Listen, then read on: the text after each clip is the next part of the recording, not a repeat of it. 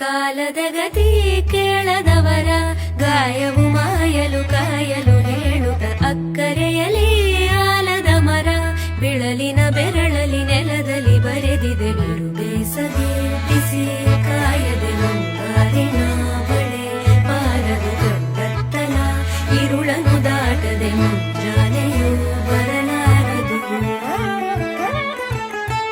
ನೀರಿನ ಹರಿವಿನಲ್ಲಿ ನೀತಿಯನು ನೀ ತಿಳಿದು ಓಡುವ ಜಲಧಾರೆಯದು ಓಘ ಎಂದಿಗೂ ನಿಲದು. ಮಳೆಯ ನೀರು ಹಳೆಯ ಕಳೆಯ ತೊಳೆಯುತ್ತ ಹಸಿರಿಗೆ ಉಸಿರಾಗದೆ